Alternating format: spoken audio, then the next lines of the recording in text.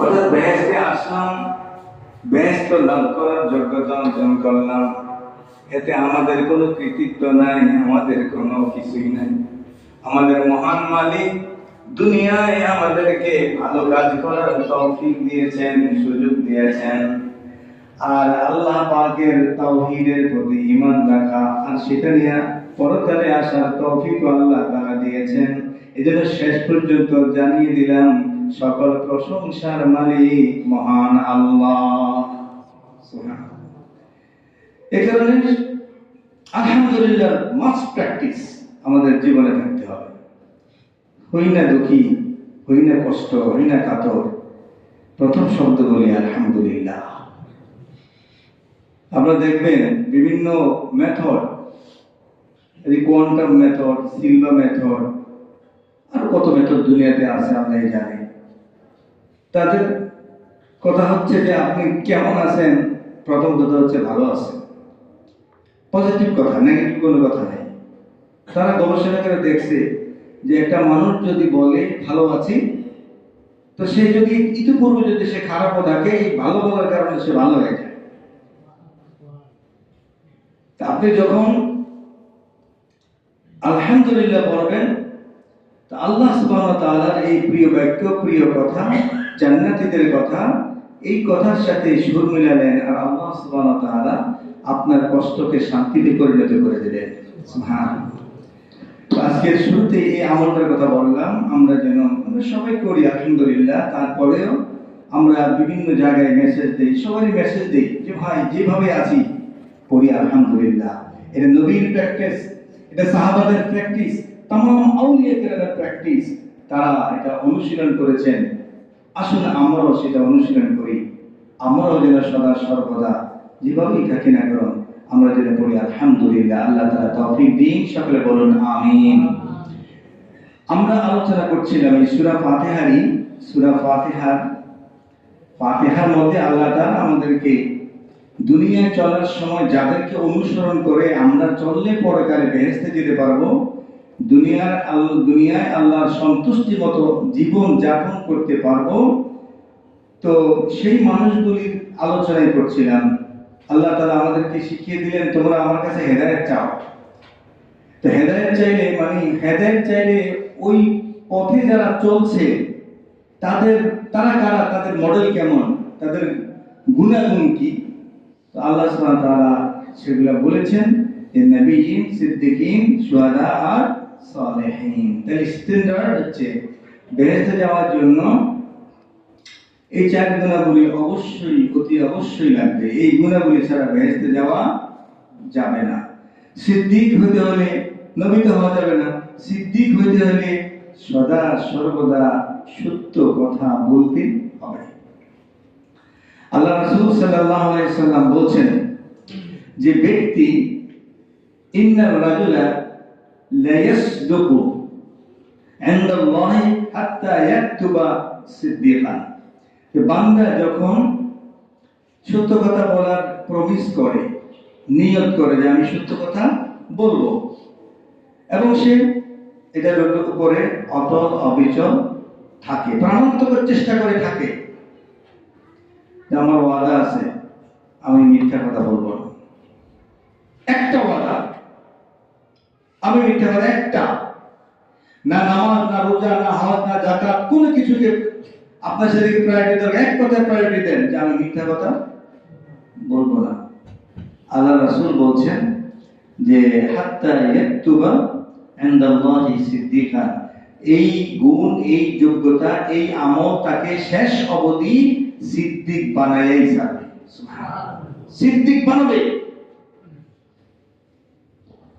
এ কারণে আমরা সিদ্দিকের গুণ আনতে হলে এক নম্বর হচ্ছে কোনো অবস্থাতেই মিথ্যা আশ্রয় প্রশ্রয়, মিথ্যা বলা, মিথ্যা সাক্ষ্য দেওয়া, সবকিছুকে হারাম এবং ঘৃণিত, পরিত্যাজ্য, জীবনে কোনো সময় এই পথ অবলম্বন করা যাবে না বলে নিজে প্রমিস করা, ওথ করা আল্লাহর কাছে। কার কাছে? আল্লাহর কাছে, যে আল্লাহ এটা আমি করবো না কখনো। তাহলে আল্লাহ তাআলা আপনার মধ্যে সেই গুণগুলো কিন্তু তৈরি করে দেবেন। আর আল্লাহর জমিনে আল্লাহর দ্বীন প্রতিষ্ঠার জন্য, কায়েমের জন্য, দায়েমের জন্য, কিয়ামত পর্যন্ত যাতে এই দুনিয়ায় আল্লাহর দ্বীন জিন্দা থাকে, দায়েম ও কায়েম থাকে, এটার জন্য আপনার নিয়ত থাকবে আমার জান এবং আমার মালিক আমার কিছুই না। আমাদের অনেকেই এরকম দেখেন, যখন 10 টাকা থেকে 1 টাকা দান করে দেওয়ার পরে ওরে যে আমাদের 1 টাকা কমে গেছে। আবার অনেক সে বলি আমি দিছি, আমার টাকা থেকে আমি দিছি, আমি এই শব্দটা, এটা ফিজিক্যালি লিটারালি যদি এটা বলা যায়, শব্দগত ভাবে যদি আমরা বলি বলা যায়, জায়েজ না জায়েজ না, কিন্তু এটার একটা ইনার মিনিং আছে। আপনি যখন কাউকে দান করছেন, কিছু করছেন কারোর জন্য, সেটা যদি কোনো ধরনের উপকার, সে উপকার করার ক্যাপাবিলিটি, যোগ্যতা আপনার মধ্যে আসলো কি করে? আপনি পারলেন কি করে? অন্যরা তো পারে না। আপনি 10 টাকা দিতে পারলেন কি করে? অন্য তো পাচ্ছে না। তো এটার ইনার মিনিং হচ্ছে, যা করা দরকার সেটা হচ্ছে বাহ্যিকভাবে আপনি বলেন দিছেন, ওটা অসুবিধা নাই, জায়েজ আছে, না বলা ভালো, কিন্তু ভিতরে ভিতরে আপনি বলবেন যে আল্লাহ, আপনি হাসবেন, আমার তো ছিল না, তুমি দিছো, সেখান থেকে আমি দিয়ে দিলাম। সুবহানাল্লাহ। একটা মানুষকে মারতেছে অন্যায় ভাবে, আপনি দেখতে পাচ্ছেন, আপনি সেখানে গিয়ে বাধা দিলেন, একটু শক্তি বা একটু ধমক, যে কোনো ভাবে এটা থামালেন। তো আপনি পরক্ষণে আল্লাহকে বলেন না যে আল্লাহ, এই যে থামানা আমি, আমার যে একটা ব্যক্তি প্রভাব অথবা আমাদের শক্তি, এর কিছুই আমার ছিল না, তুমি আল্লাহ আমাকে দান করছো, তুমি দান করে এটা প্রয়োগ করে এটা ব্যবস্থা করছো, আমি করি না। অর্থাৎ কোন দানকে নিজের সাথে রিলেট না করে, সেই রিলেশনটা যদি উইথ আল্লাহ, আল্লাহর সাথে আমি যদি করি, আল্লাহ এমনি যে সওয়াব দিতেন, আপনার ভুলের কারণে যে সওয়াব, তার চেয়ে কোটি কোটি গুণ সওয়াব আল্লাহ তাআলা দান করবেন। সুবহানাল্লাহ। আমরা জাগতিক যদি এরকম দেখি, কারো কাছে যদি আমানত রাখলে যেমন রাখে তেমন থাকে, যেমন রাখছেন তেমনই থাকে, এরকম যদি আস্থা থাকে, তাইলে ওইখানে মানুষের, যেই লোকটা কোনো সময় কথা ব্রেক করে না, তো দুঃখটা তার সাথে গিয়ে শেয়ার করে। রাসূল সাল্লাল্লাহু আলাইহি সাল্লাম বলছেন যে মুমিনের হৃদয় হচ্ছে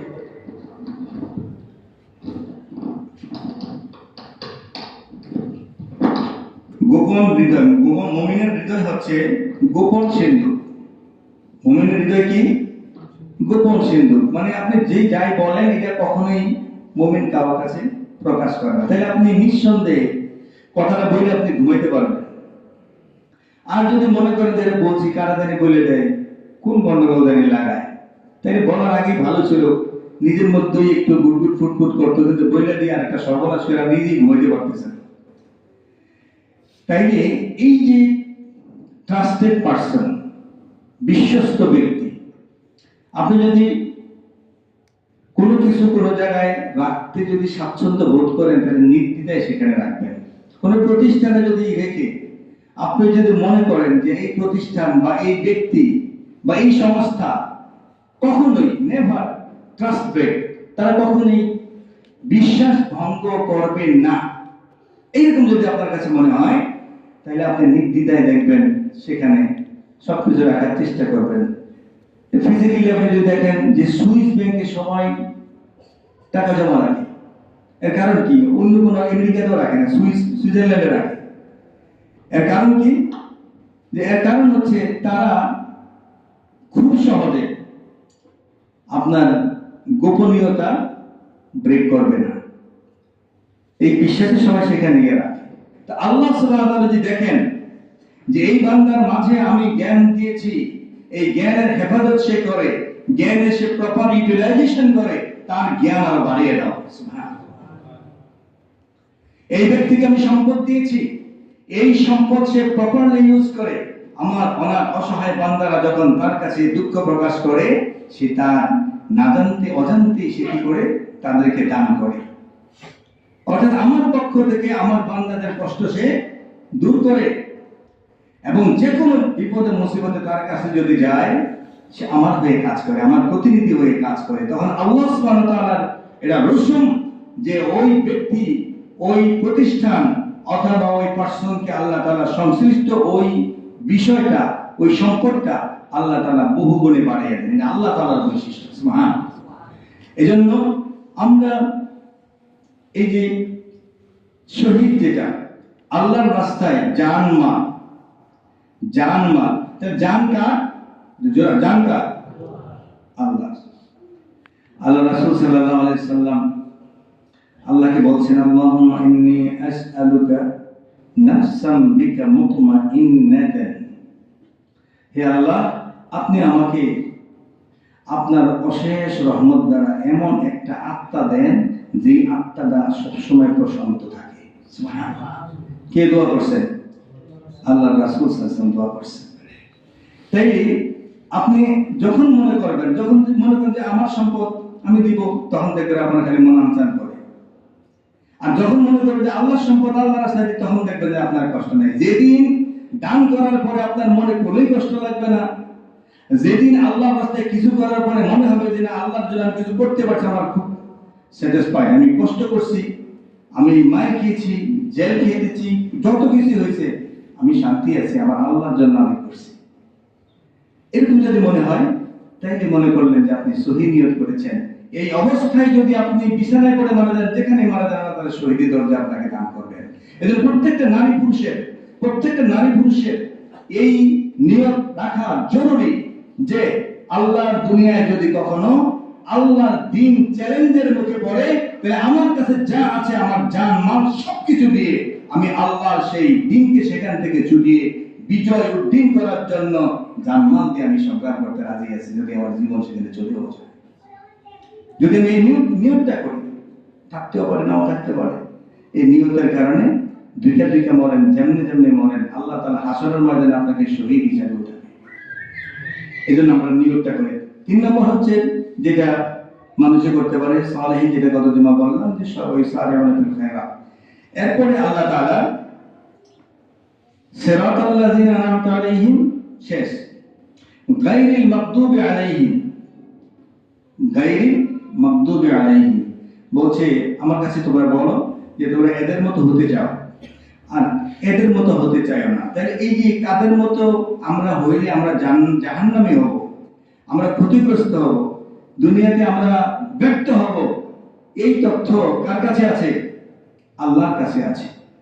পুরাতন দিনে, ইতিহাসে যারা এই দুনিয়াতে নবী পাওয়ার পরে, জ্ঞান পাওয়ার পরে, সম্পদ পাওয়ার পরে, ক্ষমতা পাওয়ার পরে যারা এই দুনিয়াতে বিশৃঙ্খলা সৃষ্টি করেছে, মানুষকে হত্যা করেছে, মানুষের উপরে জুলুম করেছে, মানুষের উপর অনাচার করেছে, নবীদেরকে দেশান্তর করেছে, এই সমস্ত ইতিহাস তত্ত্ব উপাত্ত আল্লাহ তাআলার কাছে আছে। এই জন্য আল্লাহ সুবহানাহু ওয়া তাআলা যেই সূরা সবসময় পড়ব, সেই সূরার মধ্যে আল্লাহ সুবহানাহু ওয়া তাআলা বলছেন, গায়রিল মাগদুবি আলাইহিম ওয়ালাদ-দাল্লিন।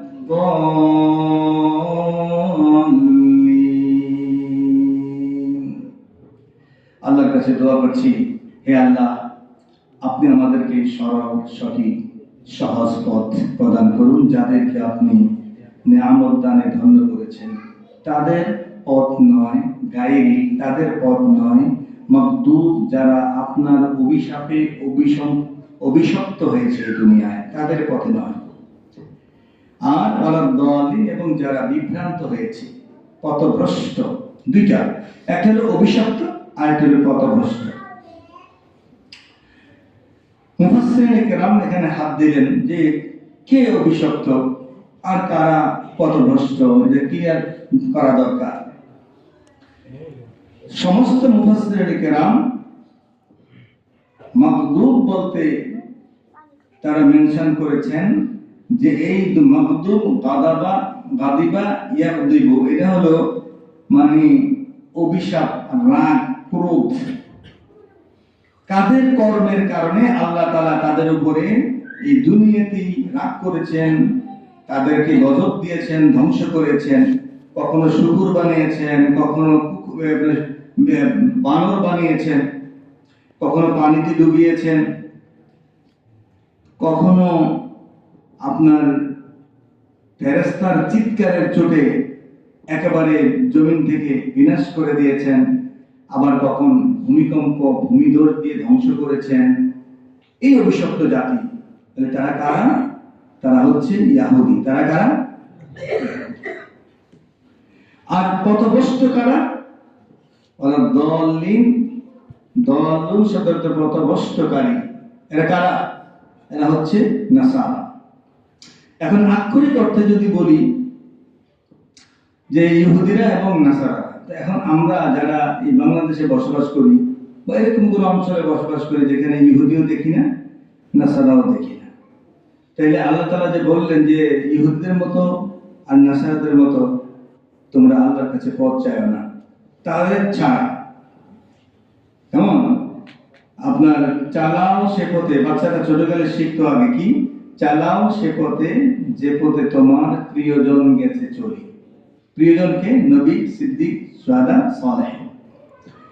আর সে পথে নয় যে পথে তোমার ভ্রান্ত অভিশাপ, তাদের পথে নয় যারা কি ভ্রান্ত এবং অভিশাপ। অভিশাপ কাদের উপরে? ইহুদিদের উপরে। কেন? কোরআনে কারিমে ইহুদিদের বিভিন্ন, তাদেরকে কেন অভিশপ্ত বলা হলো আর খ্রিস্টানদেরকে কেন বিভ্রান্ত বলা হলো? এর ব্যাখ্যা হচ্ছে কোরআনে কারিমে ইহুদিদের ব্যাপারে যে আলোচনাগুলো আসছে, ইহুদি জাতি ছিল শিক্ষিত জাতি, জানাশোনা জাতি। তারা তাদের লিটারেট পার্সন বেশি ছিল, সবই। এখনো ইহুদিরা, সারা দুনিয়ার মানুষ দুনিয়ার যে সমস্ত বিষয়ে প্রতিযোগিতা করে, দুনিয়াবী বিষয়ে ইহুদিদের এখনো তারা অর্ধেকও যেতে পারে না। ইহুদিরাই আগে আছে সব জায়গায়। আপনার আকর্ষণীয়, আপনার পৃথিবীর জুড়ে 18,000 কোটি ডলারের যে এই কি বলে সিরামিক, এই কসমেটিকের ব্যবসা, কসমেটিক সার্জারির ব্যবসা, তারপরে এই জাতীয় সাজুগুজু যত কিছু আছে, এই সব কিছু হচ্ছে প্রাধান্য হচ্ছে ইসরায়েল। অন্যান্য দেশে আছে কিন্তু তারা হচ্ছে সেরা। আপনি যে কোনো জায়গায় একটা ভালো একটা ব্যবহারের জিনিস দেখবেন যে এটা ইহুদিরা বানাইছে। ইহুদিরা বানাইছে, অন্য কোনো দেশে ফ্যাক্টরি করছে তা নাই। অর্থাৎ রাসূল সাল্লাল্লাহু আলাইহি সাল্লামের যুগেও তাদের ব্যবসা ছিল প্রাধান্য। রাসূল সাল্লাল্লাহু আলাইহি সাল্লাম তাদের সাথে লেনদেন করছেন, উঠবস করছেন, ব্যবসা বাণিজ্য সবকিছু করছেন, করতে বাধ্য হয়েছেন, তখন তারা ছিল। তো তাদের কেন অভিশপ্ত বলা হলো? এর মধ্যে অনেকগুলো কারণ আছে। একটা হচ্ছে তাদের, যেহেতু তারা শিক্ষিত ছিল, জানতো মুহাম্মদ সাল্লাল্লাহু আলাইহি সাল্লামের তার সৌষ্ঠব, তার পবিত্র দেহ মুবারকের আকৃতি, তার বংশ, জন্মের জায়গা, জন্মের সময়, এই সব কিছু তাওরাত কিতাবে খুব ডিটেইলস বর্ণিত ছিল। একেবারে কেমন বর্ণিত ছিল?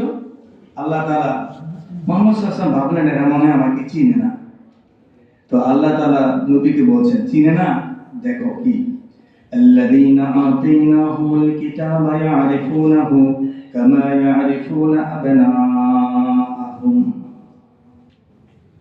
যে এই সমস্ত লোকেরা চিনে না বলছো, তারা তাদের ছেলে মেয়েদেরকে যেমন চিনে, ছেলে মেয়েদের মানুষ সবচেয়ে বেশি চিনে, তারা আপনাকে সেই ছেলে মেয়েদের মতোই চিনে। সুবহানাল্লাহ, ভালো করে চিনে। আপনি নবী, আপনি শেষ নবী, আপনার পরে কোনো নবী নেই, আপনার মাধ্যমে দিন প্রতিষ্ঠিত হবে, দিন জিন, সব তারা জানে। জেনে বুঝে তারা বিরোধিতা করতেছে। এরপরে কোরআনে কারিমে সূরা বাকারা আল্লাহ তাআলা বলেছেন আলা তালবিসুল হাক্কা বিল বাতিল ওয়া তাকতুমুল হাক্কা ওয়া আনতুম তা'লামুন। কি করে শুরু করলো তারা? তারা মিথ্যা দিয়া সত্যকে ঢাকার চেষ্টা করলো, মিথ্যা দিয়া সত্যকে ঢাকে। আর অতাকতুমুল হাক্কা, আর তারা কি করে? সত্যকে গোপন করে। আল্লাহ তাআলা বললেন তোমরা মিথ্যা দিয়ে সত্যকে ঢেকো না, আর জেনে বুঝে সত্য গোপন করো না। কি সুন্দর কথা! কি বলছেন? মিথ্যা দিয়ে, সবাই বলেন মিথ্যা দিয়ে সত্যকে ঢেকো না, আর জেনে বুঝে সত্য গোপন করো না, এই কাজ তারা করত। আচ্ছা, এখন ইহুদিদের যদি আমাদের দেশে নাই, এই কাজ যে করে বলছে তাদের পথে তুমি চলো না। কি সুন্দর কথা! কোরআন কি বলছে? যে যারা মিথ্যা দিয়ে সত্যকে ঢাকে, ইহুদিদের সূত্র, একটা মিথ্যা কথা যদি 100 টাইমস প্রচার করা যায়, তাইলে এটা আপনার সত্য বলে মানুষে মনে করে, সত্য বলে মনে করে। এই প্রপাগান্ডায় সারা দুনিয়ার মিডিয়া তাদের হাতে। ইসলামের বিরুদ্ধে কিছু না করতে একেবারে প্রচার প্রপাগান্ডা একবারে শেষ। বাংলাদেশ শেষ হয়ে গেছে, বাংলাদেশ জঙ্গিরা শেষ করে দিছে, বাংলাদেশ মুখের কি শেষ সব।